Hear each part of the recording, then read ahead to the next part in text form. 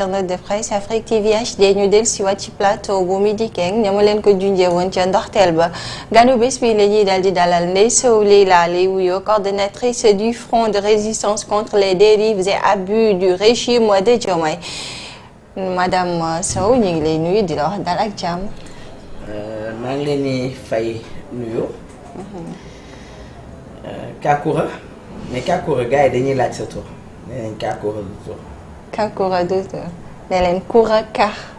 Koura Ka. Koura Mbissane. waaw ne leen jolof jolof bàyyi nii waaw turu séeréer la quand même. lu mu ci doon. turu séeréer la quand même xam nga Sénégal ñun ñëpp dañu bokk moo tax ka. tey de li nga wane ci sa statut bi bokkoo fi de. boo ko gisee sax nay ree dafa jaax. waaw loolu affaire de poule la ardo la loolu affaire de poule la ardo la xam naa yaa koy gis ñoom gisuñu ko. waaw c'est le sang qui coule. moo tax nga def ko.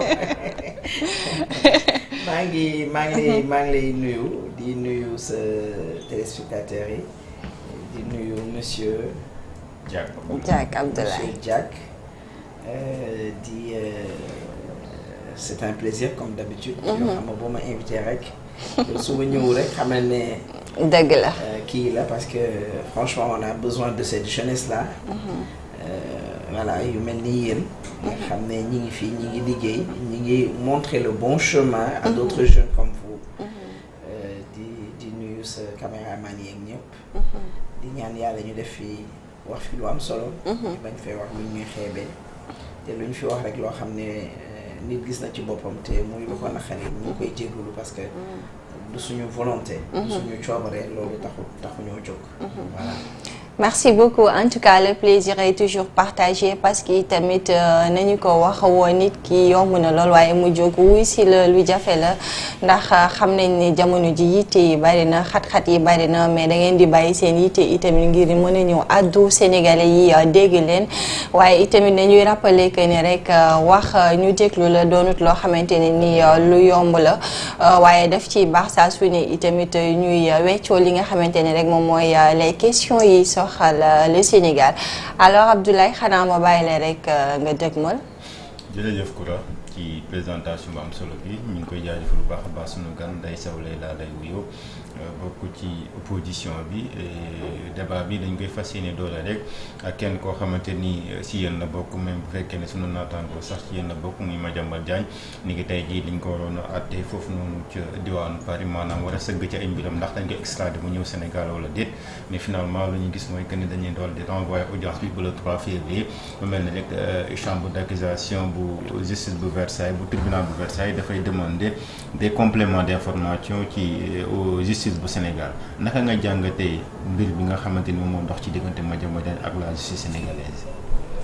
Je pense que tey France jox nañ ñu benn leçon de vie wala leçon de justice parce que ku xam justice du Sénégal ni muy doxee pour man y a beaucoup de manquements quand même wala war nañoo defaraat je sais pas réforme lañ koy waxee wala am na lu bëri luñ ci war a defaraat. Parce que si on voit le cas de Madiambal, il y a sa femme en prison, ses enfants en prison, son ami, son marabout en prison nga xam ne barki démb génne nañ ko jox nañ ko liberté provisoire je pense. non génnagul. juge bi moo ko accordé mais il faut que moom 6 jours pour que ba xam procureur lay interjeté appel wala déet. jusqu'à présent mu ngi en prison. voilà kon wax nga wax bi. Et je pense que mënoon na demee neneen. yàgg dañoo dégg tey ñi nekk au pouvoir doon ko yuxu ne que nit ki boo ko jiiñee yow yaay indi ay preuves yi tax nga accuser ko nit ki wax nga ko mën a def loo xam ne doo xëy rek mu nekk dans les détentions de la prison. mu bëggoon nañoo changer yu bëri bi ñu yegsee def nañ naka lañ tuddati le truc de la justice là. assise de la justice. quelque chose boo xam ne moi je l'ai déploré lu tax dama ko déploré.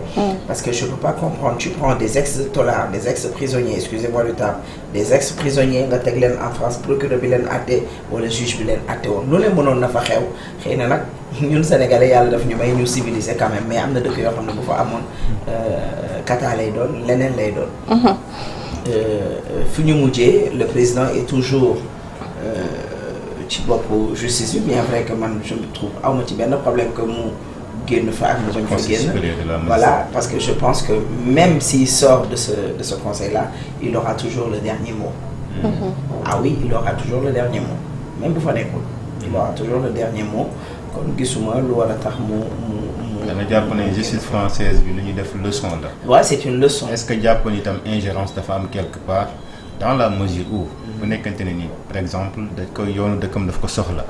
mu génn ci dëkk bi dans une situation anormale de manière irrégulière ñu lancé ko benn mandat d'arrêt est-ce que tey jii c'est à la justice française de demander à la justice sénégalaise de leur fournir des informations complémentaires est-ce que loolu du ingérence. On se rappelle ici au Sénégal am na histoire bu mel noonu Guinée dafa am ku dawoon ñëw fii. je sais pas si c'est un journaliste xaw ma lan la ci la il est venu. mais bi ñu Guinée laajee pour ñu rapatrier bi li ñu jox doyuñu delloowuñ ko. ci dëkk yëpp lay xew. li xew France dafay am fii Sénégal. nit ñëw làqatu si fii ñu xool dem ba gis ne jarul ñu koy delloo foofu parce que jaarul ci yoon. kon c'est la même chose qui se passe avec Madiambal. Madiambal dafa daw na gi dawut il est sorti du Sénégal. comme ñun le ministre de l'Intérieur a du pas sur la planche. kon am nañ frontière boo xam ne comme Rideau Maïga. noonu laa ko mën a tuddee. alors frontière boo xam ne comme Rideau Maïga. kon je pense que c'est une leçon que la France nous a montré et effectivement si jamais faralul Madiambal parce que damay dégg ñu bëri naan justice française non ñoom amuñu yooyu état d'âme yooyu amuñu ko que dañoo faral kii wala nii wala dañuy xeex ak Sénégal non. bés bu ñu leen yónneewee li ñu leen laaj ñu gis ne effectivement lii dossier yi ñu woon complémentaire yi ñu yónnee yëpp. que Madiambal dañ ko war a extrader dañ koy extrader et il y aura aucun problème. et duñ ci am benn remords bu ñu tëddee dañuy nelaw. alors bu ñu demee ba fekkente ne le gouvernement sénégalais amul ces dossiers complets yi ñu koy laaj est-ce que ça sera pas une défaite boo xamante ne tey mën na ternir l'image de nos dirigeants. mais c'est déjà une défaite ma chère Cheikh. C'est déjà une défaite parce que suñu demee ba de lancer mandat d'arrêt contre une personne waroon na fekk dossier bi mat. su ma demee bay lancer mandat d'arrêt war naa mën a xool bu baax lan ak lan laa jox ñooñu wala lan ak lan laa koy toppee ba tax nga xam ne dossier bi dina mën a man mais bu ñu demee ba tey kooku xool ne y a beaucoup de choses qui manquent ba tax ñu leen di laaj yeneen i complément. mais loolu lan la incompétence la finalement wala lan la parce que boo lancé mandat d'arrêt alors tu n'as pas tous les dossiers peut-être que dañ ko téye ñu doon xaar ñu leen koy laaj wala lan la finalement. li ci am mooy comme li xew nii en ce moment au Sénégal. jàpp ay nit tëj sans raison la preuve c'est avec Abdou Nguer qu'on a emprisonné après mu génn tëj nañ la 6 mois pour offense.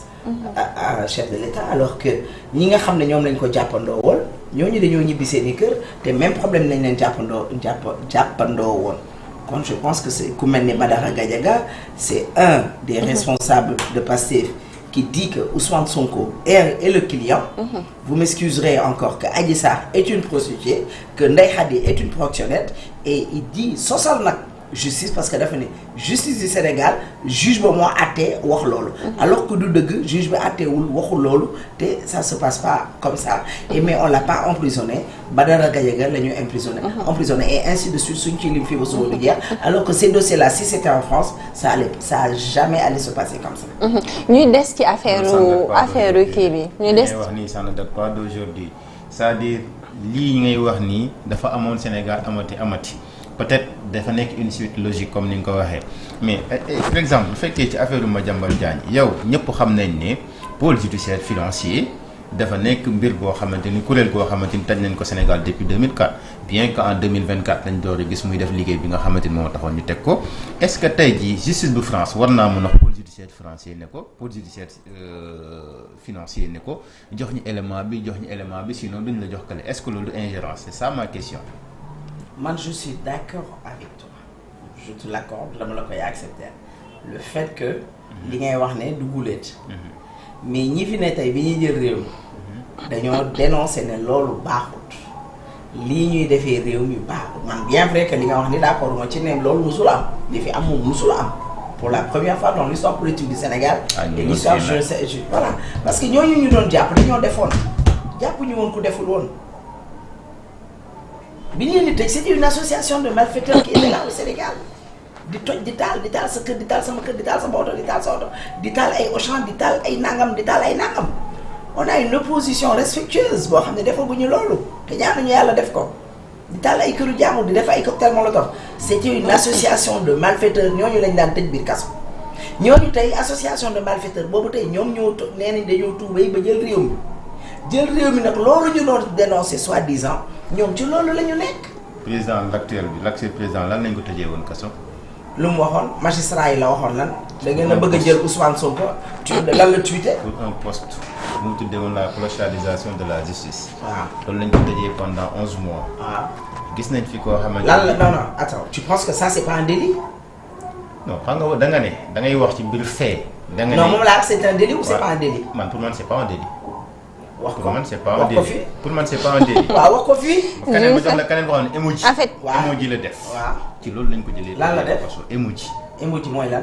mooy li nga xamante ni par exemple si boo duggee ci WhatsApp bi da nga koy jël yuy def par exemple kuy jooy wala kuy reetaan genre mel noonu la jël dugal ko ci loolu lañ ko tëjee kaso. kuy jooy j'ai pas compris kuy jooy comme nan. emoji xamul la non xam naa mais kuy jooy nan la ko defee dafa jël benn nit buy jooy nii rek ñu tëj ko. soxna si loolu mu ngi fii ñun ñëpp gis nañ ko ay fee la. dugal nañ ko non buñ ko dugalee loolu lañ ko jël. loolu lañ yow ko tëjee daal mën nga gis man gisuma. waaw mais dama ne la loolu nga wax noonu su nekkee effectivement noonu la demee waruñu ko tëj mais kuy jooy kese rek ñu jël la tëj la noonu. am na ñu ko fenn ba tey d'accord naa. li Diomaye waxoon. mi ngi may dégg keneen nag may dégg yow def ko. Djibi Ndiaye dañ koo tëj parce que lan la wax magistrat lan la wax procureur yi. keroog bañ koy àtte procureur bi def na ko ñun bi ñuy jàng boobu yow juddoogoo. bi ñuy suñuy ndey di fayal ñuy jàng yow juddoogoo kon du yow yaay ñuy war a wax ne ñu sommes des juges yoo xam ne dañ ñuy di sant ñuy def ñun kenn duñu sant ñuy def. loolu lañ ko tëjee ba mu demee jàkkaarloo procureur bi loolu lañ ko tëjee yow nga xem lu Diomaye wax. waaw mais loolu délit d'opinion la.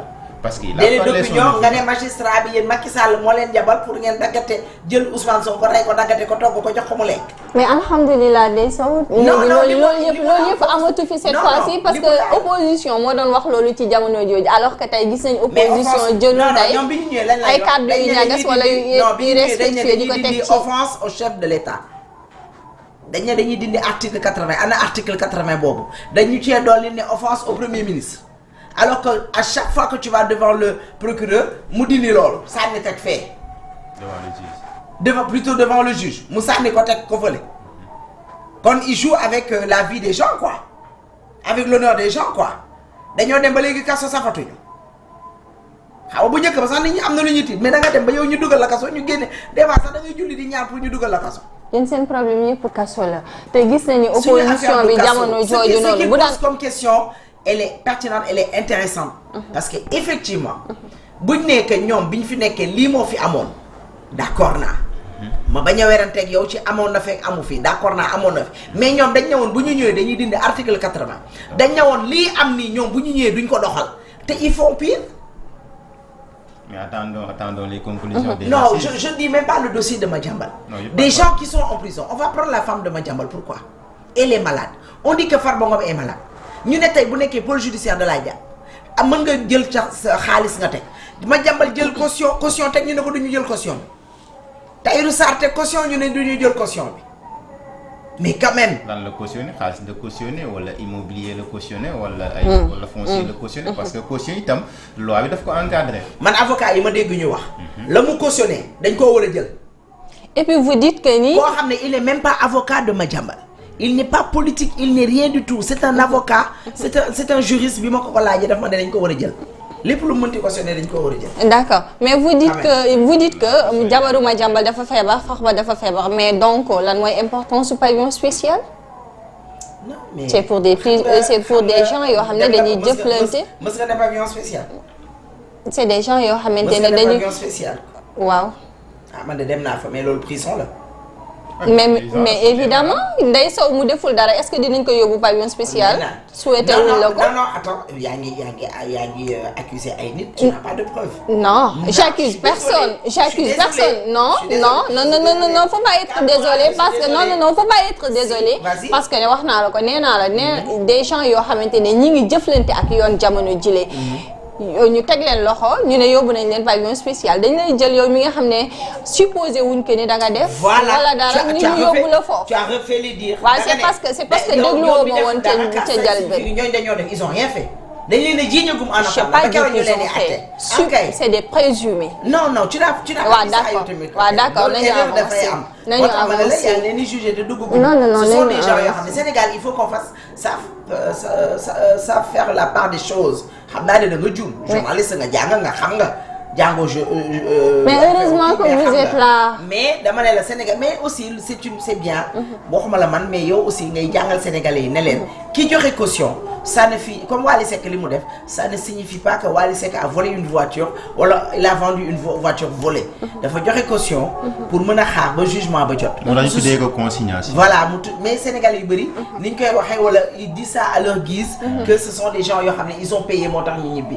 non mettre une caution. mais ils sont présumés innocents. voilà njort nañ ne ñoo def. voilà njort nañ ñoo def. pavillon spécial raison de plus que pour ñooñu njort ne dañoo def. pour kooku nga xam ne dafa feebar mu leer na la feebar boobu dañu la wane ne nga def nga ay contre expertise bañ ne la effectivement ñi dañoo feebar nga bàyyi ko mu ñibbi. mais loolu nekkuñ ci yoon. loolu itam ñi dañ non loolu ñëpp je suis d'accord. loolu dañ ci def déggoo ma la nit ñi sax dañuy dem ba naan bu diw moomu deewee foofu juge bi non du ci am benn remords parce que il savait que peut-être kii mënoon na dee. mais nag pavillon spécial aussi ñi fa nekk te nekkuñu ay homme politique nekkuñu ay homme public bari nañ. bien sûr. kaa ñi nga ciy dégg Farba Ngom nga ci dégg. Jabari Madiambal Diagne ñooñu nga ciy dégg. mais pavillon spécial dañ ko tabax spécialement. pour les Sénégalais pour des détenus yi nga xamante ni seen yaram dafa sutante loolu moo tax ñu def ko c'est pas parce que sa yaram dañ lay pavillon spécial et dañ la war a génne systématiquement c'est pas ça donc juge bi moom mooy apprécier kii ndax mën naa des prison wala mënul des prison mais nag comprendre ne en tant qu'opposition loolu tamit dañ koy defee. élément de langage non man je suis pas comme ça. man damay wax li ma xalaat que ce soit Farba que ce soit ci Sénégalais bi xamante mu feebar nekk fa. si doit bu nekkee koo xam ne atte wuñ ko daanuñu ko. emprisonné wuñ ko. accusation la. man pour man ça coûte rien du tout nga bàyyi ko mu faju ji. dawul daayul ba pare nga am preuve ne kii. buñ ko génnewee Mabidou Diaby mii buñ ko génnewee du daw demul fenn mi ngi toog biir këram mi ngi faju wala mi ngi hospitalisé ci biir hôpitaux yi di faju. man loolu laa wax. je dis pas parce que c'est de la politique wala lii. atte wuñ leen daanaguñ leen dañ leen a wax ne yéen a def lii ñu am yaakaar ne dañoo def lii. ce qui se passe dans tous les pays normaux. D'accord. Tu accuses une personne, tu n'as pas encore de preuves, tu la mets pas en prison. Même si ça coûte 10 ans. Maintenant, qu'est-ce qu'on va faire? On l'a fait avec Moustapha Diakhaté. On t'emprisonne des mois, après ñu génne la ne la bon 2 mois ngay tëdd 3 mois ngay tëdd fan li nga def ci biir kaso bi nag duñ la ko fay. war nañu laa jox des dommages et intérêts. mais loolu préventive na am na dans tous les pays. fépp la mais dañ ko am nañ koy defee les pays les détentions préventives am na c'est pas parce que Sénégal rek la mais est-ce que xam nga loolu buñ la ko defee su nekkee da nga tëdd 6 mois ñu tëdd la 3 mois dañ lay dédommagé xam nga loolu effectivement kon nañ ko def d'accord boo ne fii rek la am cela non lii am fii dafa ëpp moom benn Farba Ngom mu ñu jiiñ lañ ko ji te jiiñ bi man au fait dossier Farba Ngom ak Tahirou Sarr man c'est un réel problème tu me dis que dañoo jël xaalis boo xam ne trésor lañ ko jëlee mais où est l'enquête? Il devait y avoir une enquête vraiment sérieuse. C'était pas seulement à Tahirou Sarr et à Farba Ngom d'aller croupir en prison. ana ki leen jox xaalis bi ana ki ko décaissé ñoo ko jël seen bopp trésor kan moo leen ko fay. Il y avait beaucoup de choses. J'ai partagé un plateau récemment avec un jeune qui me dit que pour la dette cachée, on est en train de faire une enquête. Ma ne ko vous vous foutez de qui? yéen a ngeen di bàyyi ba yàq deru Sénégal yàq ay deru nit. Prendre toute une accusée d'association de malfaiteurs, toute une administration financière, et pour venir aujourd'hui pour me dire que maintenant on a commencé les enquêtes. Enquête moo waroon a jiitu di génn di wax ne il y a une dette cachée quand même. Ndeysaan on avance un peu. C'est ce qui se passe au Sénégal et du grand matéisme quand même. D'accord dinañ xam ndax c'est du matéisme ou pas mais da nga ne woon yow gëmoo benn bruit entre le président de la République et son premier ministre. yaa ngi foofu ba tey bruit. yaa ngi foofu ba tey gëm nga wala gëmoo. non ce sont tu sais moi c'est blablabla là moi je suis pas trop dedans. c'est quoi des blabla problème amaguñu problème ñun pourtant normalement quoi suñu fu newu ci suñu fu xam nga ci lu muy nekk. Macky Diomaye mii la ñu jox réew mi. gis nga Ousmane Sonko bu jaaxaan jeexee dëgg des il en fait qu'à sa tête li ko neex lay def il est droit dans ses bottes c'est toujours le même Ousmane Sonko de 2021 qui est toujours là comme je dis une opposition au pouvoir fidèle à ses habitudes. waaw non moom laa lay wax dama ne la. il est droit dans ses bottes il est constant. toutes ces bêtises là qu'il defee yi mu doon def quand il était dans l'opposition moom lay def ba tey moo tax man la une opposition au pouvoir. mais toujours des bêtises yéen ngeen di gis. mais attends bêtise weesuwul un premier ministre qui quitte le Sénégal binduñu ko fenn gisoo ko fenn ñi koy wax sax des fois mën nga ne du dëgg parce que tu te dis que premier ministre sañ na lool mais sañ na lu raw lool. Qui est responsable de cela? Frère. Le président de la République. Ah voilà pourquoi vous voulez toujours. Est-ce que comprendre. non man pas toujours quand tu m'écoutes pas. man chaque fois nee naa la man li ñu naqari Diomaye moo ñu koy teg keneen teguñu ko parce que Diomaye la ñu dénk réew mi Ousmane Sonko kenn dénk réew mi. moom dafa topp ci Diomaye. kon toppul sax ci Diomaye. topp sax ci Diomaye kon li muy def nii Diomaye la neex ndax war na koo mën a faj dénkuñu Ousmane Sonko réew mi dénkuñu El Malick réew mi. kon nu mu ko waroon côté bi may blâmer Ousmane Sonko mooy c'est dire làmminam bés mu ne mooy dugal boppam Ousmane Sonko moo taxaw mu ne jamono yi mu fi opposé wu ne lu tax premier ministre ak président est-ce que sax mës na am ñuy génnandoo réew mi bërki démb ñu déggaat ko ca Italie mu ne France invité na ko parce que chaque fois booy wax loo xam ne du dëgg yàlla dala ciy natt dóor la yet ci faay la dafa taxaw mu ne France daf ko invité bi mu ko invité dafa leen wax tontu lii ak lii de président mënta génn moom muy génn. dëkk day am kenn ku ci def baaxawul président di génn ak premier ministre. mooy du ko def baaxawul. mooy du ko def. loolu la waxoon de. mooy du ko def. te tey il fait le contraire. voyage bi dañoo gis yéen ñu bëri da ngeen ci wax man gis naa si ñoo xamante ni bind nañ ci di wax effectivement que ne voyage boo xamante ni amul communiqué officiel amul photo officielle amul dara loo xamante ni mën naa firndeel voyage bi.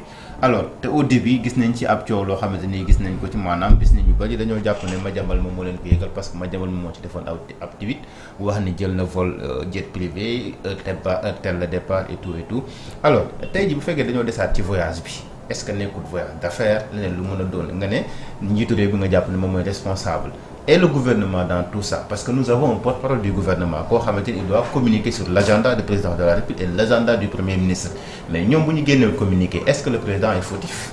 Ousmane Sonko buy dem vacances sax dañ ko war a yëg premier ministre bi. parce que ñun suñu xaalis sax lay demee vacances. sa xaalis moo tax ma ne la est-ce que le président est fautif. dégg nga ma la. mais attends quand ça ne bouge pas. quand Ousmane Sonko est le chef de gouvernement du gouvernement. te dara yëngul dara bougé wut. mais nag kan moo ko war a faj premier ministre ko koy faj. dara yëngul c'est-à-dire. xam nga dafa am loo nga ne ma dafa am porte-parole du gouvernement. oui. quand le premier ministre doit voyager c'est que li ma comprendre mooy que c'est le porte-parole du gouvernement moom moo war a annoncer wala moo war a bind wala moo ko war a wax moo ko war a wax mais est-ce que ñooñu tamit yëgoon nañ ne ñoom seen chef du gouvernement mi ngi war a dem. comment ça est-ce que attends mais si est-ce que moom waxu leen ne bu leen bind Diomaye pourtant moom ci biir fi ñuy defee seen kii de. conseil des ministres la tàggoo wax ne dafay tukki. pourquoi le premier ministre n'a pas fait autant. En ce qui concerne le voyage du PM bu fekkente ne tey vous êtes soucieux de la transparence comme que jàpp ngeen ne dem na kenn yëgul est-ce que en tant que opposant waru leen woon mën a am beneen taxawaay boo xamante ne nii pas toog ko di wax de gauche à droite mais ngeen poser des actes yoo xamante ne ñëpp dinañ ko dégg même s'il le faut le président de la République jox leen nopp. Bon, il y a monsieur Ndiaye qui m'a posé une question d'abord, il faut que j'y réponde. Il y a il y a le porte-parole du gouvernement, il y a d'autres gens qui sont dans le gouvernement. Big Gouv, des plateformes. Voilà. On a un gouvernement qui ne bouge pas. On a un gouvernement qui est dirigé par Ousmane Sonko. On a un gouvernement bo xamné man en tant que ministre duma def dara tant que Ousmane Sonko jox ma sama accord, jox ma accord am. Ministre yi fi nekk yëpp mënoo leen a invité ci sa plateau ñu ñëw lu musul am. ministre yi fi nekk yëpp boo leen invité woon RTS sax yuuxu na ko parce que il travaille sous dictée préparée. lu ñuy def dañ ci yëgoo premier ministre ba pare su d'accord doo ko def alors que ba àddinay baax le ministre il est le président de son ministère la ma ambassadeur ba waxoon. Il est le président de son ambassade day liggéeyal après de rendre compte le président di def loo xam ne dafa war a avancer loo ministère am dem rendre compte président dem rendre compte premier ministre je sais pas mais dafa war a liggéey moom sans attendre ñu naan ko waxal li defal li peut-être mën nañ koo mottali waaye su nekkee amoo ay idée pourquoi ñu lay def ministre pourquoi ñu lay jox poste soo amee ay idée nag am koo xam ne da lay bloqué mais bu nekkee bëgg mais est-ce que c'est pas un changement aussi loolu est-ce que benn rupture une rupture quelque chose qui met aux arrêts un pays tu me dis que ba xam lan non pas question quelque chose qui met aux arrêts le pays quand même xam nga madame Sow on peut pas avoir un gouvernement de xawma ñaata ministre et ñoom ils attendent l'accord du premier ministre bi il peut prendre tout ce temps-là pour ku ci nekk mu xool lim la war a accorder lim non un ministère c'est automatique da ngay liggéey di rapporter le cas on l'a vu avec le ministre de l'éducation ouverture des classes on n'a pas senti l'ouverture des classes ainsi de suite ndox mi mbënd bi mais attends il faut qu'on arrête mais premier ministre moom moo war a coordonner l'action du gouvernement kon normalement lépp loo xamante ni ministère lañ ko def dafa war a jaar ci moom yooyu yëpp bañu ma ko dégg nga ma on avale mais dama ne la kon c'est lent on ne sent pas ces ministères-là. Est-ce que vous pouvez... du commerce ministère du commerce on ne le sent pas du grand n'importe quoi dans ce marché-là li ñuy jaay 600 ñu ngi koy jaay 1000 francs li ñuy jaay 1000 francs ñu ngi koy jaay 1500. non marché bi nag régularité nag des prix nag Ndeye Sow lay laa gis nañu ko nag ñoom def bi ñëwee ba léegi gisuñ fi ay prix yi yëg tamit nag. ñoom bi ñuy waaw gisuñ fi ay prix Macky Sall bi muy dem kilo ceeb 350 la ko bàyyi kilo ceeb bi mi ngi ci 600. kilo ceeb ban parfumé Macky Sall la ko bàyyi entre 350 et 400. parfumé bi waay bàyyi ñu yow tamit yow da ngay dugg. non tamit Ndeye Sow. parfumé bi ñaata la. am ñun tamit nag nous sommes des Sénégalais nag. parfumé may ma Macky Sall yow góor 350 nga yow góor nga yow. waaw ñaata la yow mi dugg ci marché 600 lay jar 600 francs. waaw bi fi Macky nekkee ñaata la doon jar. 350 400. 350 400 may mi di jar 250. non je suis pas d'accord. may ma s'il te plaît kilo mburu bi ñuy tiitaroo noonu dañ koo wàññi kilo mburu ñaata la woon 175 ñu wàññi ko def ko 150 kilo mburu bi xale bu ndaw mën na ko lekk ki am 1 an kon poids ba deñ na ñu ne dañoo régulariser ay prix sénégalais bi mi ngi jaay 150 mais libanais bi naar bi wala tubaab bi wala keneen mi ngi jaay le kilo à 200 francs tu vas à boulangerie Sandaga le kilo c'est à 200 francs tu vas à Grain d'Or le kilo c'est à 200 francs loolu mooy régulariser ay prix non damay laaj loolu régulariser ay prix fi ma dëkk ci Almadies ñetti boutique la triangle ñii nekk fii kii nekk fii kii nekk fii kii butéelu Bandaar mi ngi koy jaay 1000 francs kii mi ngi koy jaay 1200 kii mi ngi koy jaay 1300 lépp ci même koñ bi. est-ce que fa ñu fekk réew mi permettre na leen ñu wàññi li nga xamante ne tey moom mooy ñoom ñoo ne dañuy wàññi xoolal ñoom ñoo ne dañuy wàññi kenn waxu leen quoi ñoom nee na fañ ko fekk moo tax Ousmane Sonko jël jet privé nga xam ne bi gën a yomb 150 millions la. vous me parlez de fi réew mi toll vous me parlez du fi réew mi toll Ousmane Sonko va faire un terrain meeting. dañuy ñëwaat ci prix avec l'argent. dañuy ñëwaat ci prix avec l'argent de qui avec l'argent de qui kër ñi ngi may seetaan. li ngay wax man samay liggéeykat. damay leen terroriser ci weccet bi bu ñëwee dama koy sàmm di ko wàññi benn par benn. parce que xam prix yi amul benn régularisation. mais kii day jaay téeméer kii di jaay 600. xaaral prix yi ñu homologué. ñoom bi ñu ñëwee léegi. prix yi ñu homologué gisuma benn prix bu flambé loolu mooy li ma gis man. beneen bi gis naa fi ñoom bi ñu ñëwee jël nañ ay volontaires de la consommation ñu recruter leen dugal leen ñu dem ci marché di saytu ñi yokk ak ñi yokkul loolu gis naa ko gis nga ko wala gisul. non yaa ngi def erreur parce que dañ ne jël nañ plus de 150 xaw ma jeune xaw ma. volontaire maa dégg ma gis nga leen man dox nga ba daje ak ñoom. waaw man gis naa leen man de gisuguma leen. ay malaakaa nekk samay mbagg. man nag kaay wax la man du ma def ci populisme man dama naqari leen. man détails yoo xam ne dox dama ne leen gisuma leen. te mënoo jël ñoo xam ne avant ñoom am na ñu fi nekkoon ay contrôleur de prix léegi da ngay tëb ñooñu dem jëli ji ay volontaire. mais ñooñu am nañ quand même ces volontaires yi am nañ ko mën la am ak ba xam ñi ngi def seen liggéey c'est diamétralement opposé dama ne la koñ ba ma dëkk soo fa ñëwetee ma yóbbu la fa ñetti boutique laa séqal ku ci nekk ak sa prix. ba ñuy jëlee potu café bu 2500 bi di ko yóbbu 5000 ñooñu fu ñu nekkoon. man damay dugg marché comme yow xam naa la ca ne. dama ne la waaw da ngay dugg marché waaye man damay dugg marché barki dem kilo carotte barki dem la wàcc kilo carotte 3000 la woon soo joxee junni ay jooy moo lay dese. nga xam nga prix yooyu ngay wax yow. waaye kii du ma bàyyi yow tamit. muy Nescafé est-ce que bokk na ci prix yi ñu homologué parce que prix yi ñu homologué. dama ne la prix bu mu mënti doon bu nekkee ceeb dañ koo wàññi. waaw wuyu ma sëñ bi dama ne la yow sa kër mettiwul say dépense mettiwul dama ne la. ñun ñi ngi bëgg a dee laa la wax. xaaral ku baax dama ne la man jigéen laa. yor panier ménagère di joxe ndugg di nduggi di joxe dépense di xëy di def ñaari junni dépense ñaari junni yi du fa naan bu ma ci nekkee añ ci du ma ci reer wala yow déggoo ma dagg géej gi bañ daan def 200 francs amatul waxuma la homologué dama ne la liy metti ci dëkk bi c'est au ministre du commerce moo ko war a lijjanti bu nekkee jigéen nga ngay waxal yàlla nga teg journaliste ma fële nga wax li nekk ci yow. waaw loolu bu jotee dagitu géej gi ba nga daan am 200 francs 400 nga koy jëndee tey. liy neexal ceeb. déggoo ma de benn nit dëkk sa biir kër ak sa jànq junni doo ko dépensoo. et tout ça te yaa ngi am ceeb am diwlin.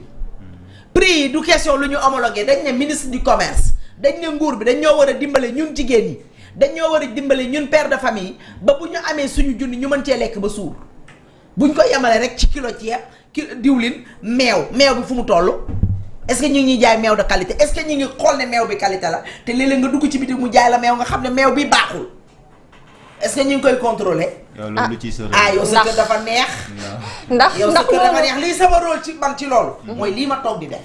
di ko dénoncer man waxantuuma de dama ne la borom boutique ba dend ak man gauche sama xarit la su ma duggee ci boutique ba lu ne laa ko yàq ba keroog may génn boutique ba. Ndeye Sow ndax loolu tey dina suñu wéy mbokku pël la. ndax loolu damay toog ci télé bi di tudd turam naan ko la ngay jaay yaa ngi ñuy bëgg a rey yaa ngi ñuy sayet sama ñànk yi fu ñuy dem dama naan la boutique gu diw bu leen fa dem te kooku sama nit la. Ndeye Sow man mii dem ci marché beeg boutique yi damay xuloo ba sonn dama ne la déet yow dama ne la waaw c'est parce que posture jigéen ci biir kër mais yow dafa mel sa dépense mat na kenn du la nax ngay ñëw jël ci koy journaliste mais kii joxewul dépense. kii bu doon joxe dépense. ndax foogoo ni loolu tey léegi mu jeex ginnaaw bu ñu gisee ne. yow boo demee madame dina la mere ndax lii may wax man la àndal soo demee nee ko suñu invité bi tey moom nga àndal wala kan nga àndal man lii laa la ñaan.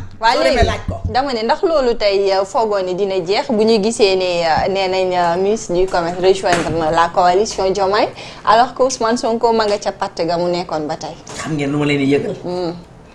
fi ñu toll nii on est dans un gouvernement buy fort. benn gouvernement buy xalaat 2029 bientôt 2 ans hein. xam nga Ousmane Sonko sax ñi ngi naan non 2029 moo tax liggéeyul en tant que premier ministre kooku dañ koo bërgal kooku li muy def mi ngi koy def mais Diomaye il pense à 2029. ah oui. waaw Diomaye bu nekkee benn mandat la bëgg a def dem lan lay doy coalition Diomaye président. da cee ñemewut a dolli coalition Diomaye 2029 da ko cee ñemeegul dolli. mais nag y a des têtes pensantes des gens yoo xam ne ils sont pas fous ils sont pas bêtes. kon mën nañ ko xaar. dama ne la Diomaye nekkul candidat Diomaye demul élection lan lay doyee coalition. local la fiy jàll local la fiy ñëw bu weesoo local yi lan lay doyee coalition. daa ubbeeku root ci yéen. non bu ko neexee. ku ci am sa ñàkk fayda ku ci am sa manqué. ku ci am sa tërëdi. man xanaa réew mi soxalu leen yéen. waaye yow say ñooñ ñoo xamante ne nii peut-être yéen a bokk gëm-gëm ci opposition bi ñu am ñenn ñoo xamante ne ñu ngi leen dégg ci biir coalition bi. nga ne dëkk bi soxaluñu mooy dem rejoindre la coalition Diomaye président. pourquoi pas. dëkk bi soxal ñu moo tax lii muy def man mu naqari ma. parce que Diomaye dama ne la mais arrêtons xam nga tey Diomaye ne peut pas me dire que on est au 4e sous-sol. Le président de l'Assemblée nationale me dit que matt yi tooy na bien vrai que moom ay mattam wow na ba tax mu mën a bëgg jënd ay oto 50 millions jënd ay tablettes pour 160 députés. Ministre du budget xaw ma finance ñëw taxaw Assemblée nationale pour me dire que la barque est trouée de partout qui dit que nag on est dans les profondeurs quoi. On me dit Falilou Keïta qui me dit que sama salaire eggul 7 millions te am na ñu ma ëppale.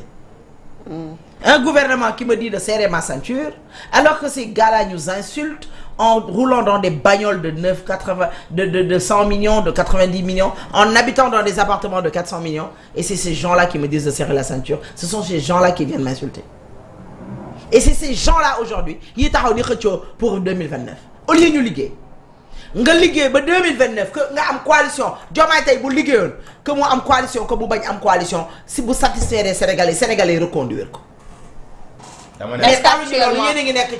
est-ce qu'actuellement liy bax ci li ndax ndax dina neex bay ñu war ko mën a jox. 2029 Sénégalais mënu leen a dal muy neex.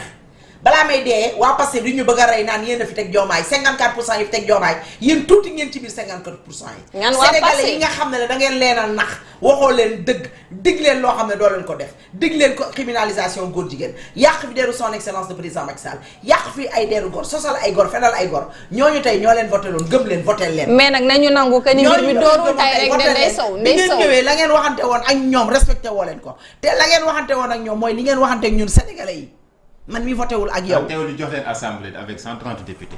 avec des mensonges El Malick avec des mensonges El Malick ñëw toog ñëpp di ko déglu mu ne suñu jëlee assemblée bi dinañ leen wax 100 milliards yi Ousmane Sonko di wax fan la nekk 1000 milliards xaw ma defe naa yi Ousmane Sonko di wax dinañ wax fan la nekk criminalisation góor jigéen bi dinañ ko dugal man boobu bëgguma boobu réussir da nga ne dañ leen a nax ci élection présidentielle. kan lañ nax Sénégal yi da nga ne dañ leen mais a arrête en faisant dañ leen nax en faisant ci campagne laa la wax. ci depuis campagne des années ñu yor seen lamine di yàq ay deru nit di wax lu dëgg lépp lu ñu tegoon ci deru Macky Sall ñoom moom la ñuy dund tey.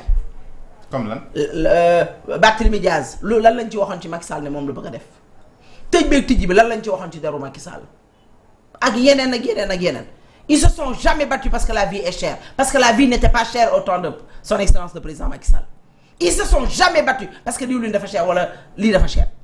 lii taxoon ñuy wane ne moom la ñuy xeex c'est des histoires de mœurs légères au bas de la ceinture loolu taxoon ñu doon xeex. pour une personne on peut pas tout dire que ni loolu moom moo tax. ñu doon xeex si loolu la woon. non benn nit boo xam ne def na li muy def ñëw ne dañ ma bëgg a lii dañ ma bëgg a laa dañ ma bëgg a lii dañ ma bëgg a laa dañ ma bëgg a lii dañ ma bëgg a laa moo indi di fi xew yépp tey. moo tax nag yàlla tey jii nag li may wax rek doom ju góor la tol Pedro jean taxaw ci feu rouge bi def chemise nga def léegi mu def léegi. mais gouvernance bu jaarul woon yoon lañ doon joytu Ndeye Sow. waaye bu loolu weesoo mais je voudrais bien que kenn ci si yéen journalistes yi di ma expliquer c'était quoi une gouvernance bu jaarul yoon bi nekkoon ci Macky Sall. ban gouvernance bu jaarul yoon on a laissé un opposant faire des bêtises dans ce Sénégal là loolu moo jaarul woon yoon le fait que ñu bàyyi benn Ousmane Sonko mu nekkoon ci dëkk bi di terroriser sénégalais yi di taal këru jàmbur yi di def du grand n'importe quoi de demander à nos jeunes ne leen génn leen c'était cette bêtise là. Ousmane Sonko dérangé hier il continue toujours à vous déranger. Il dérange qui? L'opposition ak ceux qui soutiennent peut-être que tout le temps c'est Ousmane Sonko le problème. xam nga dañoo commencé wax ma ne la man benn problème la am c'est Diomaye Ousmane Sonko avec ses bêtises avec ses dérives moom la dañ ko jox mu nekk premier ministre man nommé wu ma ko Diomaye moo ko nommé kon Diomaye moo ko war a dindi foofu mu nekk ndax li may wax naan góom la te góom bi bu yàggee day doon góomu robaale. kon da nga gëm que ne dafa war a quitter foofu. mais dafa war a quitter. ah oui dafa war a quitter bien sûr xam nga depuis le début j'ai toujours entendu ñu naan en fait on a un Sénégal boo xam ne. On parle du président de la République, mais toujours, il faut mieux tortiller le président Ousmane Sonko. Il faut qu'on parle du président de la République, mieux tortiller le président Ousmane Sonko. Et moi, ça me faisait rire. Et tu arrêtez de tortiller. Ousmane, c'est le premier ministre. Diomaye, c'est le président de la République. Opposition bi tout le temps il tire sur Sonko, il ne tire jamais sur Diomaye. Parce qu'il fait que des bêtises. Voilà, kon yéen kon seen bopp. Non, comprendre. Est-ce qu'on peut ne pas prononcer le nom de Ousmane Sonko d'autant que gis nañu lu mu def li mu joué ci élection du président de la République. Nan la ci joué, c'était son candidat. Ah, c'était pas son candidat. Ah, c'était pas son candidat. C'était son candidat. Bien sûr. Vous pouvez mettre votre main sur le Coran que c'était son candidat. Parce que dégg nañ ko ci vidéo mu ne. dama bëgg képp koo xamante ni pare woon nga pour fal Ousmane Sonko nga ñëw fal Bassirou Diomaye Faye parce que Bassirou Diomaye Faye mooy Ousmane Sonko. Parce que boobu il était déjà candidat.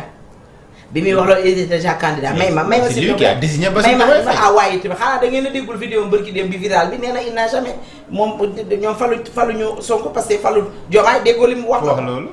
mais kii war na gis vidéo bi may wax boo leen ko gisul naa leen ko yónnee. ku wax loolu la lay Ousmane Sonko moo ko wax. moo ne lan. moo ne ñoom faluñu Diomaye man vidéo maa ko seetaan waxuma la dégg naa de waxuma la dégg naa dama ne la vidéo bu ma seetaan la man. waaw ñun lu ñu gis ñun man. li ñu gis mooy Ousmane Sonko moo. dama ne la c'était pas son candidat ak la fi amoon ak la fi amoon mais je suis d'accord dama ne la. c'était pas son candidat boo amee benn candidat doo jël baax bu màgget bee bu xubi daas bële teg ko ne ko jox la yow laay jox parrainage. politique la doon def parce que su def loolu Macky Sall dafay faaga. waaw dañuy waxtaan stratégie mooy jël parrainage u fële assemblée nationale jox ko Diomaye.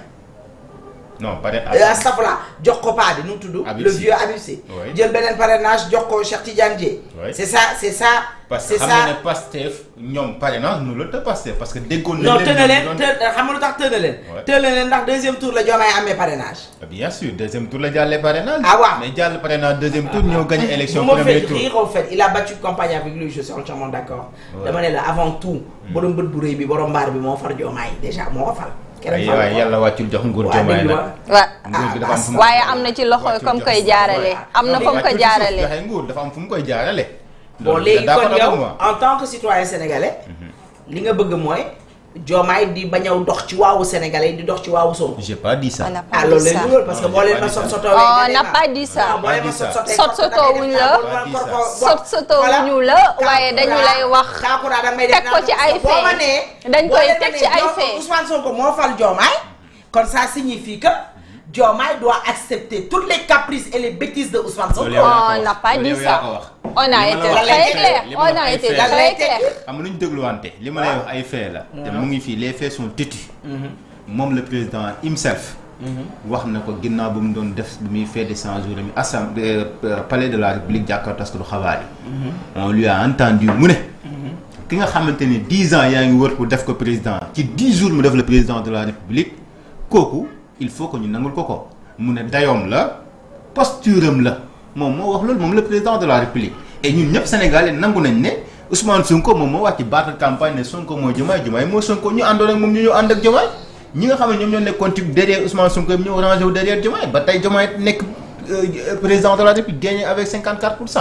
donc kon suñu wax tey élection bi Bassirou Diomaye Faye kenn mënu ci génne Ousmane Sonko parce que c'est limité au début à la fin de tout ça. Les 54% c'est le Pastef. ba tey xam nga li may wax ak li ngay wax dama ne. non dama lay laaj man tamit. waaw fay nga mais en grande partie c'est Pastef. non en grande partie c'est Pastef.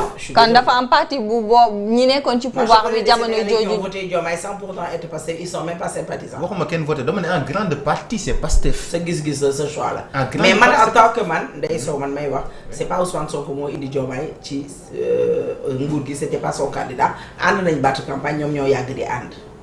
qui était le candidat de Sonko kon.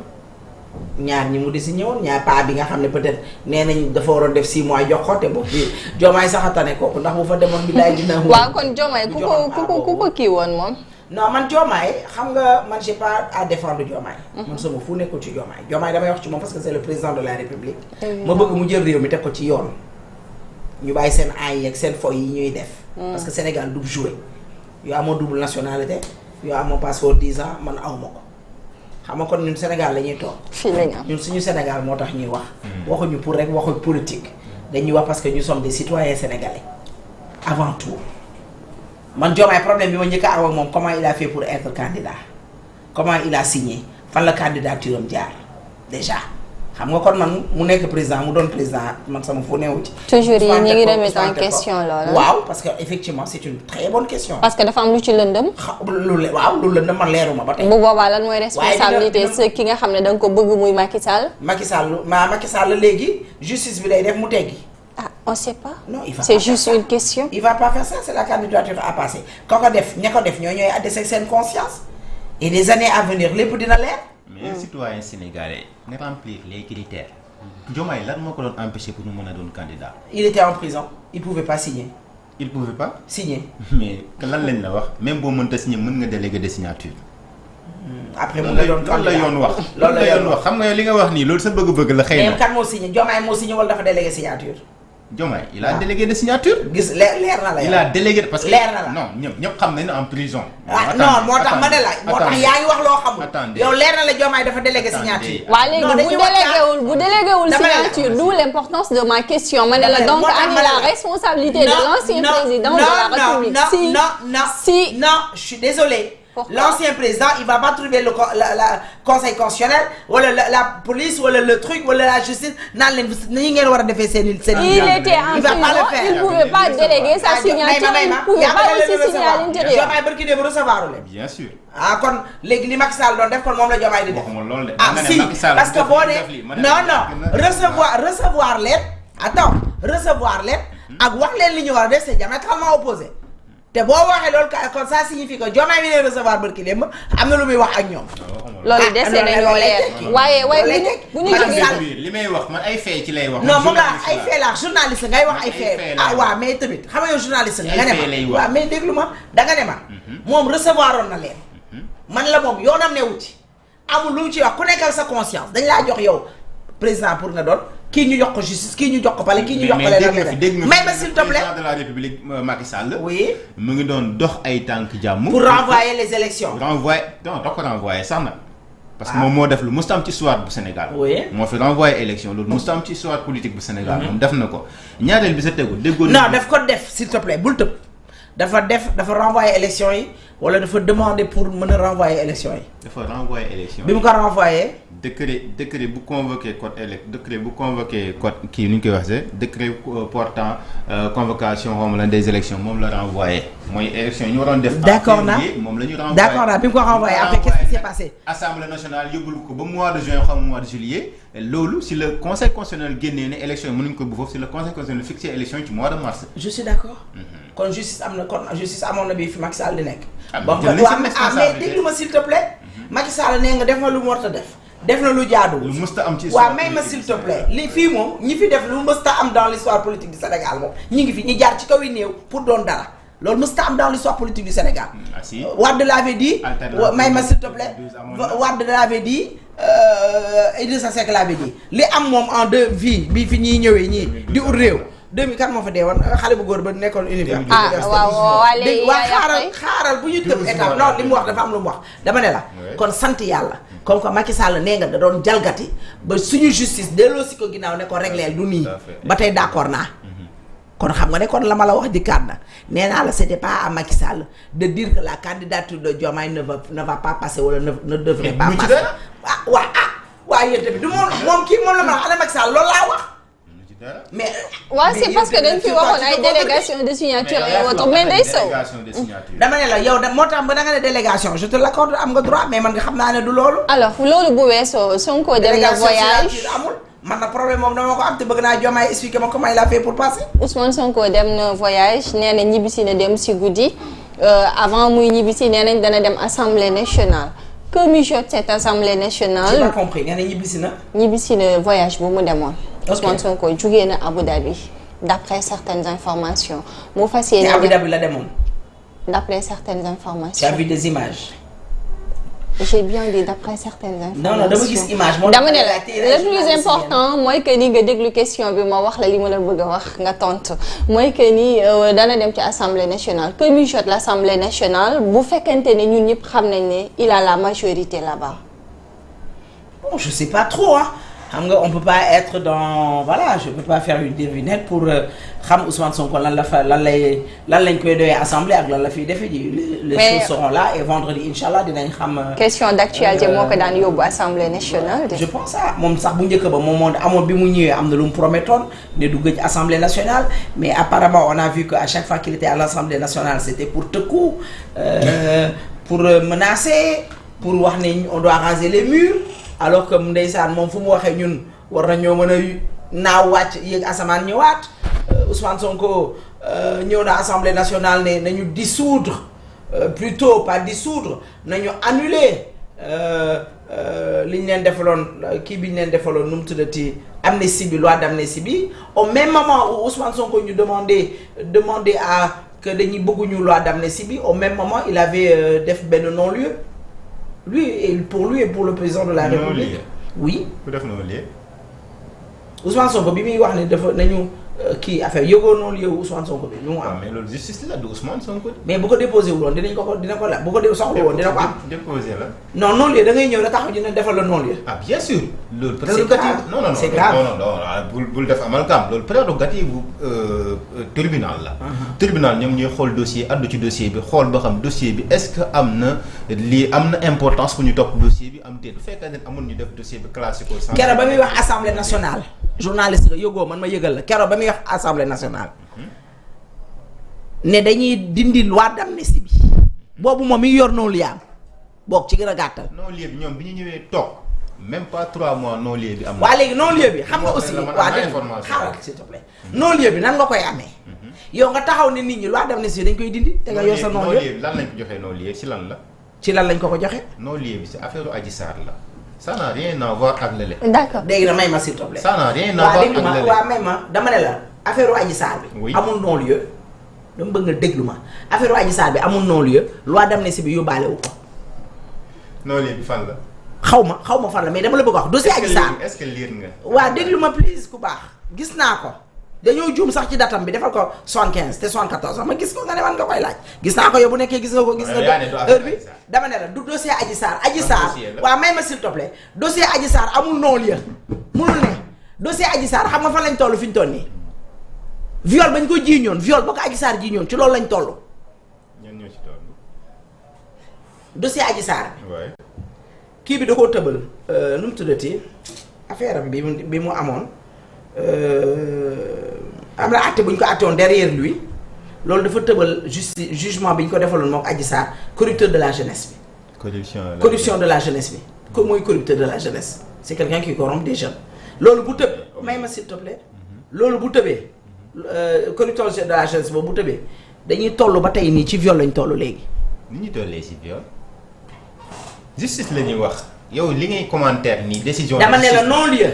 dama ne la non-lieu amul ci dossier Ousmane Sonko ak Adji Sarr. fan la non-lieu bi am kay laa bëgg a xam ko. xaw ma fu mu am man kay li ma la dafa leer dama ne la diggante Adji Sarr ak Ousmane Sonko maanaam non-lieu mooy Ousmane Sonko lañ la jiiñ ci Adji Sarr defoo ko. corruption à la jeunesse bi ñuy collé Ousmane Sonko. loolu moom la ñu tëbal waaw mais loolu kay bu amee. lan moo tax mais ni moo tënkoon wax jooju de. voilà kon yow sax ñi ngi déggante. yow loolu bu ñu corruption de la jeunesse ba ñu ko àtte woon teg ko. moo tëb. léegi bu tëbee dañuy delluwaat point de départ jugement dafay amaat wala yow loolu d'accord ma de tey musuma dégg juriste bu ko wax. li nga wax dama ne la rek laa dégg ko wax. dama ne la musuma dégg juriste damay jël sa numéro su ma paree damay jël sa numéro jox la sama numéro ma boole la ak juriste nga woo mu déglu la dama ne la. te tey moo lay booleeg juriste déglu ma waaw déet comme que moom nee na waxul. non man ki ni may waxal laa wax dama ne moom xëy na dina am ñu mu xam. mais dama ne la bu corruption de la jeunesse bi tëbee tëb moom lañ ko defal non-lieu corruption de la jeunesse bi nee nga moom lañ ko defal dama ne la xam nga fu ñu toll nii Ousmane Sonko ma Adji Sarr ji ñoon viol loolu la ñuy demaat tribunal àtte ji ko. d'accord léegi on avance. mais est-ce que ci assemblée nationale d'accord mais nañu resté mos sa am diggante Adji Sarr ak Ousmane Sonko amul non-lieu. waaw ñun ñëpp kii nañ amul non-lieu mais li nga xamante ne nii moom mooy ci assemblée liggéeyee noonu yow gëmal li nga gëm man ma gëm li ma gëm. journaliste man jusque là néewuma la non-lieu am na wala non-lieu amul mais li ma am ci samay kii amul non-lieu samay information mais li ma la wax mooy que ni assemblée nationale buñ ko fa woowee ndax nekkut tey ab xeex bu ñuy continuer foofu ginnaaw diggante bi ñagas na ba pare.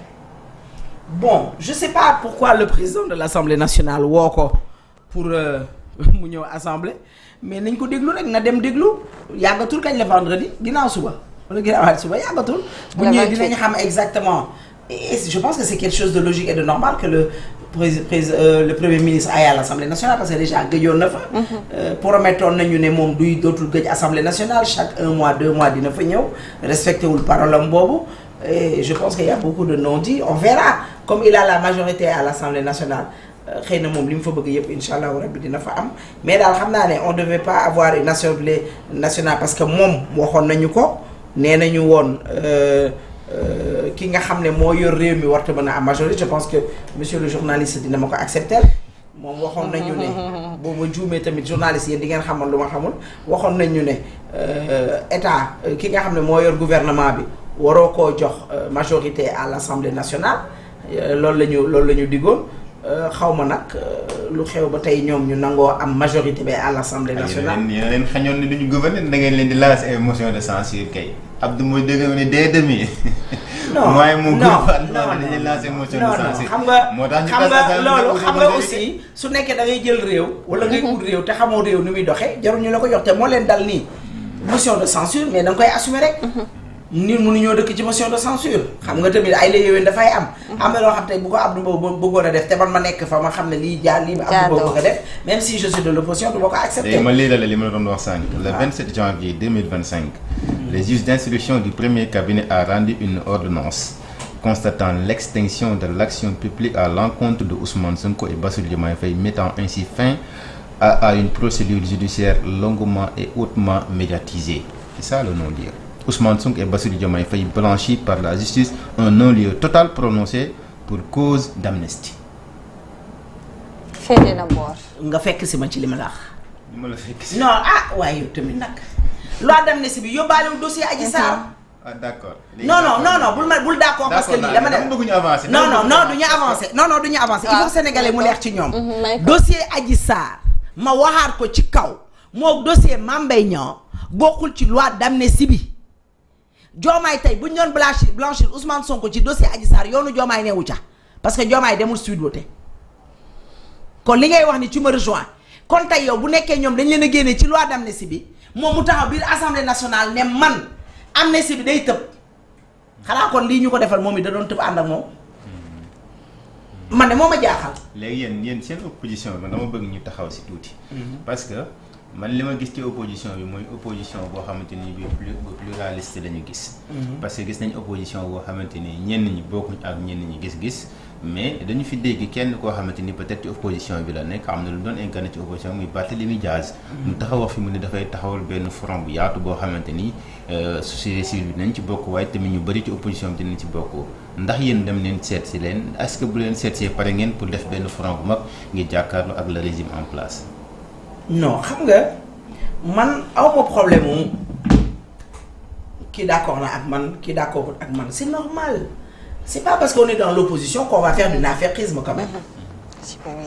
C'est pas parce que je suis dans l'opposition que je vais accepter que Kakora di saaga président de la République parce que li nga xam ne dama ko doon xeex bi fi Macky Sall nekkee ne je suis pas d'accord que ñu jàpp benn président de la République di ko saaga di ko xas je vais pas l'accepter parce que soi-disant j'ai pas voté pour Diomaye wala je suis pas d'accord avec lui kon c'est normal ñu am opposition boo xam ne des fois ils sont pas d'accord Barthélémy Dias taxawal na li mu taxawal fekk na ay nit taxawal leneen dañuy ànd rek liggéey. yéen ñëpp yéenay ànd. mais non ñooy ànd mooy xam nga je pense que laal fi yàqul ci yëfi dara.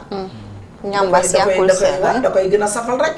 su ñëwee tey dugg moom ak doomu ndeyam Ousmane Sonko ñoo doon ànd dem na ba ci biir gisanteetuñu seen bopp taxawal na lu mel nii du ñu mën lu encourager ko féliciter ko encore une fois di metti lu di naqarlu mairie bii ñu nangu jox ko Abass Fall. lu ñuy naqarlu la jusqu'à présent lu ñuy ñaawlu la jusqu'à présent et je pense que incha allahu rabbi dina dellu si waat à la norme am nañ ci yaakaar fii ak ay kii. Ousmane Sonko ci opposition bi mbaa bu ñëwee du ngeen far réer yéen ñi nekk ci opposition bi. j'ai pas compris Ousmane Sonko bu génne ci gouvernement bi. dem opposition ñëw taxaw ci opposition bi mbaa su baa du suul. non bokkuñu ay jëmukaay. xaw ma nag mais man de xamaguma mais man bokkuma moom jëmukaay daal bokkuma moom gis non xam nga c'est pas parce que Ousmane Sonko ñenn ñi daal nee nañ bu ñëwee ci opposition bi waa opposition bi dañuy mujj dem ci choix la xam nga au fait ce Ousmane Sonko là a fait trop de mal ba il est détesté presque par tout le monde il a fait trop de mal parce que man encore une fois j'ai que mon Sénégal c'est pas parce que c'est de la politique que yow nga def li ngay def nga ne doomu jàmbur nañu génn plus de 80 personnes dee nga yàq ay deru jàmbur et jusqu'à présent tu continues à faire du mal aux Sénégalais bu nekkoon moom li muy woote dëgg la bi muy jël réew mi def na erreur def na ay bêtises mais jël naa réew mi maintenant nag je vais me mettre en basket en jean en Lacoste et je vais sortir travailler pour le Sénégal je vais remonter mes trucs manches et je vais travailler pour le Sénégal mais au lieu de venir pour travailler pour le Sénégal yow yaa ngi ñuy wax ay affaire yu baara yóbboo kii dafa war a def 1 mois kii dafa war a def 1 an tey militant ñi ngi saaga benn président de la République tey militant ñi ngi saaga ay président suñu jàppee say militant yaa ngi leen di seeti ji ñun amuñu droit dem def lii kii amul droit en fait c'est ça problème boobu il revient dans l'opposition il est la bienvenue nu ko neexee opposé wu comme li ma la wax léegi ku ci nekk nu la neex ngay opposé woo yàgg naa ko wax nee naa leen yéen ñii di defante ak ñun yéen au pouvoir le jour viendra bi nga xam ne ce sera entre vous allez vous entretuer et gis nga gars yi seen duggaat kaso ci loxo Diomaye la nekk dégg nga Sonko ñii mu àndal nii seen dof-dof la yi ñu doon def ak Macky Sall ça va pas Macky Sall du Diomaye du Macky Sall la Macky Sall accepté woon nangul leen ko kii du ko nangul de parce que dañoo ànd Diomaye nag xam li ci dëgg léegi xam li ci doon fen bët mi ubbeeku nag xam na président la yor na dossier yi xam na li waayam ci sañ ak lu mu sañul parce que boo déggee benn Baara Ndiaye di jël ay saaga ak ay fen di ko dendale un président de la République une institution nga gis beneen waay jooju xaw ma fu mu dëkk ca xaw ma fan ne jël aussi ay saaga di ko dendale en fait man et ñooñu ils sont pas inquiétés loo xam ne tey yow mii boo ko waxoon ñu jël si la man su ma ko waxoon ñu jël si ma et personne n'est inquiété mon pays va très très très mal quand on a un Thioro bu toog di wax sénégalais ne ko nanguwul candidature Ousmane Sonko wala jàppale woo ko sa ndey liggéeyul moomu Cheikh Thioro yow la sa ndey liggéeyul ñun sénégalais suñuy ndey dañoo liggéeyul mais day sow ñun sénégalais dañoo am fulla am fayda Cheikh Thioro booy wax non da ngeen ko waroon a bind yéen ngeen ñaawlu ay propos parce que dama ne la Cheikh Thioro yow ñun dañoo am dignité am fulla am fayda ñun ñàkk ñu jom. on est dans un ñun pays dañoo judd fi ñu war a démocratique juddoo màgge fi ñu war a màgge xam kuy suñu ndey xam suñu baay yoo xam nga ne sa mbàkke googu lu ñuy jeexaat la lu ñuy seetaan parce que Cheikh Thioro bu toogee Basile mais ma Cheikh Thioro bu toogee mu ne Cheikh Thioro bu toogee mu ne Diomaye yow lijjanti loolu Ndeye Sow ce ne sont pas des règlements de compte yoo xamante ne dañ koy def ci plateau bi non attendez waaw non il faut d'abord s'excuser ci li nga non dafa am lu mu wax Basile s'il te plaît mën nga couper son micro Cheikh Thioro dafa ne faluñu Diomaye pour mu wàññi ceeb faluñu Diomaye pour mu wàññi diwlin faluñu Diomaye pour mu wàññi suukar dañ ko fal pour moom mu falaat Ousmane Sonko.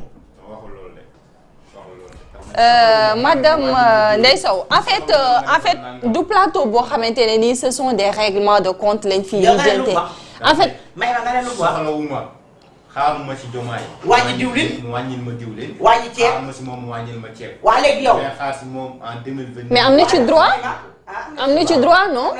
on est dans un pays démocratique. C'est un politique, c'est un militant d'abord, tout d'abord c'est un militant. Un élu. Parce que tu es élu moo tax tu insultes le président de la République. Tu es élu moo tax tu insultes les Sénégalais. On ne cautionne pas les insultes moo tax ñu ne la donc plateau bi également du fa xamante ne nii dañ ci def non on est désolé mais on ne dit pas que dañuy cautionner des insultes.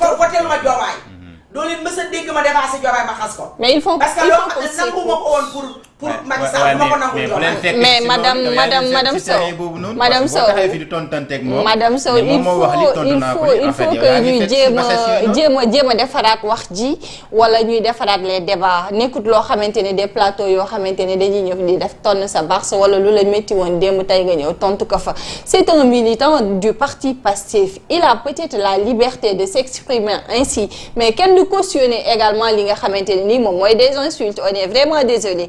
Alors Basile xanaa dañuy daal di dem rek Abdoulaye ñu wëy ci li nga xamante ne nii moom mooy bés bi ñu jagleel xeex jigéen ñi ñuy noot ci seen néegu sëy yi tey nag moom moo nekkoon seen tey moo nekk bés bi alors dañuy dem seeti kàddu yi nga xamante ne rek am na kenn ci ñoom koo xamante ne nii yëkkati na ko ci muy Ndeye Madjiguène Sarr bokk ci association des journalistes association des juristes bu fekkente ni la vidéo elle est prête.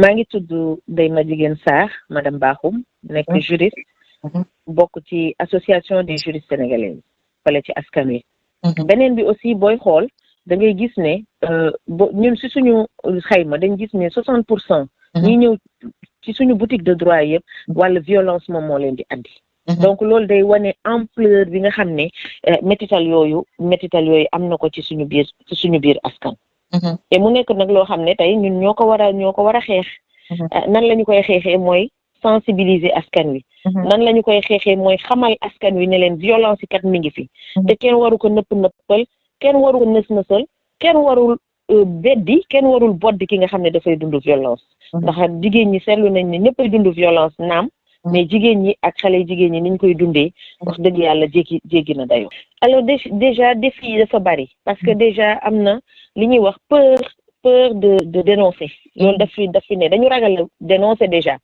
mais aussi dañuy ragal ñu stigmatiser leen mooy joxoñ leen baaraam dañuy xalaat aussi yenn sanction yi nga xam ne waxuma ci yoon lay am mais ci biir famille bi lay amee parce que yow li ñuy woowee le poids de la société et de la culture day tax ñenn ñi au lieu ñu boole duñu boole dañ naan waaw boo boolee yaa tas famille bi yaa yàq sa jëkkër donc wala mbir yoo xam ne tey bu ñu demee ba papa seexlootul doom maam seexlootul sëtam ndijaay seexlootul jarbaatam mag seexlootul rakkam dëkk bu ni mel war nañ taxaw seetlu mais gis nañ ne tey yenn ci défi yi outre ignorance bi mooy ragal a dénoncé bi ragal ñu stigmatiser la joxoñ la baaraamu tuuma ak aussi ne la boo dénoncé génn kër gi boo dénoncé ma fase la yooyu yëpp mi ngi fi mais dolli si jigéen ñu bari xamuñu seen ak xamuñu seen yelleef te loolu aussi mooy défi bi gën a rëy te foofu la nag organisation de la société civile yi tey taxaw pour mën a wàññi loolu mën ko xeex ni mu waree mais aussi beneen défi bi mooy tax fexe ba ñu am système d'aide juridique boo xam ne dina offrir jigéen ñi protection bu mucc ayib parce que tey boo xoolee justice ni muy demee xaw na yéex boobu aussi arrangé wul souvent ñi nga xam ne ñoom ñooy victimes yi te loolu tamit ñun ñu ngi ciy def jéego di ci waxtaan ak état bi di ci waxtaan ak ñi nekk ci système judiciaire pour que procédure yi di mën di gaaw parce que tamit dëgg la le temps de la justice n'est pas le temps du justiciable mais day toll tey foo xam ne war nañ leen gën a mën a aar war nañ gën a mën a baral mbir yi ba nit ñi mën a jote ci justice ni mu gën a yemmee ni mu gën a gaawee alors ñun déjà par rapport ak ñun pour ñun lépp priorité la xëy na nag dañuy gën a baral yi mais lépp loo xam ne day gàllankoor ak yelleefu doomu aadama rek priorité la rawatina nag bu jigéen ak bu xale bu jigéen boo xoolee ci ñun ci yi nga xam ne disposition discriminatoire yi ñu ngi doon wax l'âge légal du mariage muy article 111 ñu yàgg di ko wax ne nag il faut ñu baral révision boobu parce que gis nañ ne boo xoolee convention yi ñu signé ratifié ko yépp dañ ne sëy bi day am ci ku góor ak ku jigéen ku góor ki 18 ans ku jigéen ki aussi 18 ans mais boo xoolee suñu article 111 dañ ne ku jigéen ki 16 ans ku góor ki 18 ans mais li ci gën a doy waar mooy ñenn ñi sax duñu maye xale yi 16 ans dañ leen di maye ci 13 ans 12 ans wala fekk te xamuñu mënuñu ay xale lañ suñu demee ci néegu sëy aussi muy doon source de violence seen jàng dina yàqu autonomisation boobu ñu bëgg ñu am duñu ko mën a am donc mu nekk lu doy waar loo xam ne dañ ko war a réviser beneen bi mooy li ñuy wax l'article 196 muy poser l'interdiction de recherche de paternité article boobu dane gone bu judduwul ci sëy du mënul wëri baayam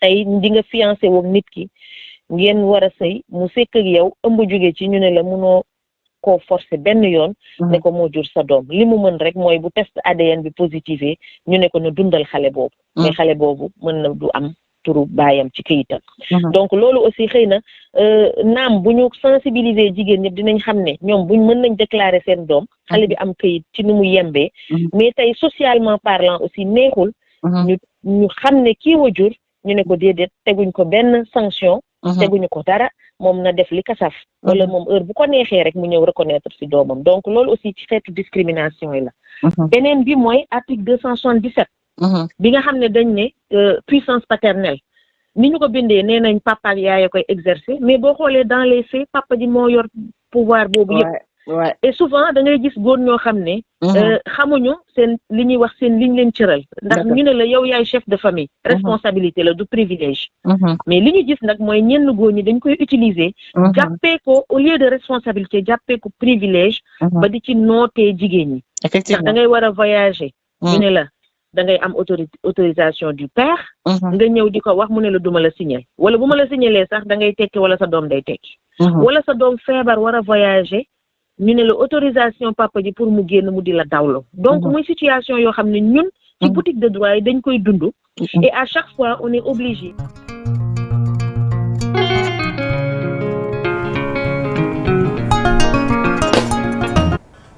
mi ngoog ki ngeen doon dégg muy Ndeye Madjiguène Sarr bokk ci association des journalistes sénégalaises fi mu toll nii nag dañ doon waxtaanee li nga xamante ne nii rek moom mooy noot jigéen ñi ci seen rawatina nag seen biir négocier yi ndax bari na lool liñ ko fi gis alors cette année ci nag ñu fas yéene ci waxtaan rek ñu naan activisme contre violence fondée sur le genre mu mel ni nag thème boo xamante ne rek daal dinañ koy yëkkati mu naan tous unis pour mettre fin à la violence numérique contre les femmes et les filles mu mel ni nag mbir mi dafa gën a yaatu ndax gis nañ ne sax dañ koy jaarale souvent ci xarale yu bees yi alors ça fait l'occasion Ndeye Sow elle est là mun na ci àddu mu doon phénomène boo xamante ni bari na lool luñ koy gis ci suñu société bi. mooy xoolal man ka damaa ëbbati woon lii xam nga ñun je pense que bu ñuy wax sax est-ce que lu ñuy wax ci dossier parce que ci la bokk la jeune fille de 23 ans qui est décédée bàyyi doom ginnaaw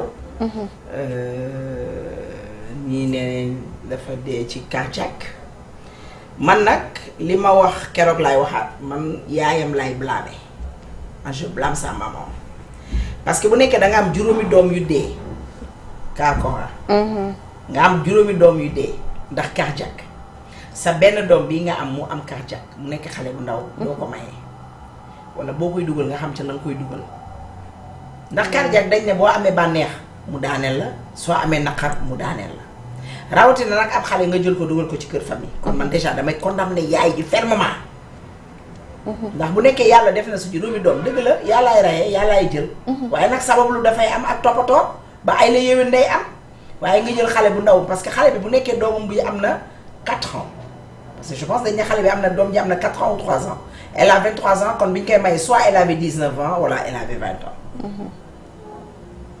ñu may ko muy wujje nekk ñaareel jëkkëram nee na bi muy dugg ci kër gi ñaareel cardiaque bi lan moo ko yëngal lan mooy yëngal cardiaque ñëpp xam nañ ko émotion sa doom nekk ci biir néeg dee ñaari fan ñetti fan ci li ñu wax encore une fois parce que il faut nga wax ci li ñu wax ñu gis ñoo xam ne def nañ ci dem nañ tendre leen micro ñii ne dafa ëmb am na ci koo xam ne man journaliste boobu gëm naa ko parce que loolu lay def nee na ëmbut nee na autopsie bi mi ngi nii mu yor ci loxo mais amul ëmb kon yàq nañ dundu xale bi noonu ci lu ñàkk fayda daal ci jigi parce que jigéen la yàq fayda di am problème di woo sa jëkkër di ko wax ñu naan la muñal ba kañ muñal ba xam ne sëy boo xam ne amoo ci million amoo ci milliard yaa ci dee yaa ci sonn sa ndey mooy joxe ay waruga sa ndey mooy joxe lépp sa jëkkër la ngay des yow tey di nga wasin def ci sa goro yi 1 million loo xam ne sa jëkkër joxu la ko 100 francs sax defu la ko boo ko deful say goro mere la say njëkkee mere la ku ne dégg na ci seen i biir explication daan nañ am ay tension daan nañ am ay problème ci seen i biir explication ku ne dégg na ko kon lan la nit di sëy lan la ñuy daw bay daanu lan la korka lan la dëgg la loolu violence conjugale la mais parfois dañuy gis aussi xale jigéen yi di subir lu ñu mel à travers l'internet loolu aussi tey bu ñu doon situer les responsabilités ci ndodd kan lañ koy teg internet bi liñ ci gis mooy xale bu jigéen bu génnee ay cëram ndey saw jël ko wala beneen góor jël ko di ko diffuser la ñuy wax man je suis contre kuy jël ay cëram di ko dugal ci internet bi parce que nag dañ ne ku dee ca marché ba yaa tàgge sa bopp. lan la olof xam nga tey boo téye woon say cër joxe woo ko amaana loolu du la dal. du dem ci réseau parce que tey des fois da ngay yor téléphone mënoo man tey boo ma joxoon iPhone boobu sax naa ca dugal parce que man déjà j'aime pas le iPhone keroog sama rakk teg na iPhone am suñu doomu sœur teg iPhone am jékki-jékki ko ki maa ngi dégg say naan ko papa yaa ngi may yónnee ay message mu ne ko yónnee mu ne ko ñaari téléphone yi bu ñu dendee xamoo bu lan tàkkee day ñëw ci yow xam nga kon déjà yow lépp lu nekkoon sa biir téléphone rek yàqu nga tey bu demee ci koo xam ne waru faa dem wala ab jàmbur wala koo xam ne da lay chantage nu muy def lu du chantage la bërki démb gis nañ benn autorité boo xam ne réseaux sociaux la ñag yi ñoo jël benn vidéo teg ko mu yaakaar ne jigéen la mu subee ko ni ko ndeyam jure nekk ak moom kooku dugg ci Facebook am laaj ko xaalis xam naa joxu ko kooku tasaare ko oui koo xam ne dama ko xam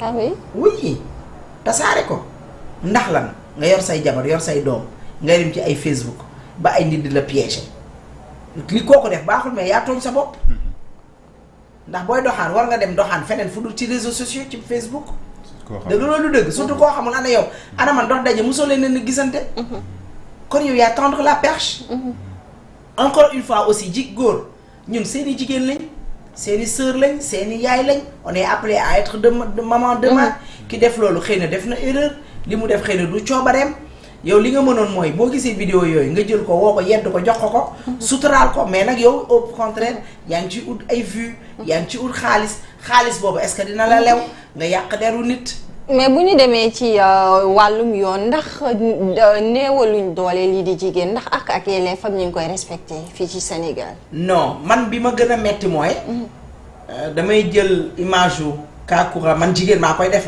jigéen moo koy def moroomu jigéenam wala góor def ko bu ñu demee justice ñu tëj la ñaari weer ñetti weer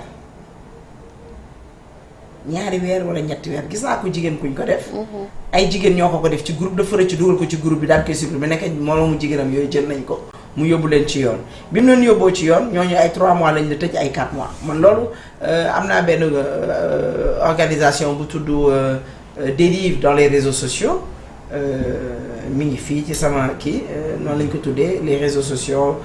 li ñu ciy def et tout pour waxtaanee ko mën a xool nan la ñuy delloo si nit ñi c'est pas seulement les xale. mag ak ndaw ñëpp a ciy dem. ñëpp ci am ay problème mais daan bi ñuy daan nit ñi ki yàq àdduna nit.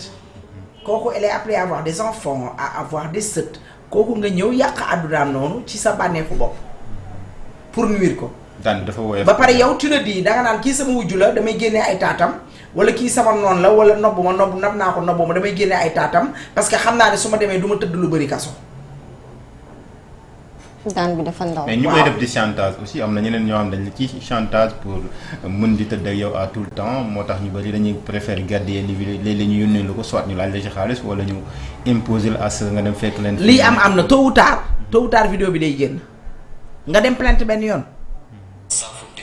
tôt ou tard vidéo bi day génn te tey bu nekkee siwoo kenn xamula boo ko porté plainte dossier boobu dinañ ko lijjanti te du génn ci biti muy ci góor muy ci jigéen.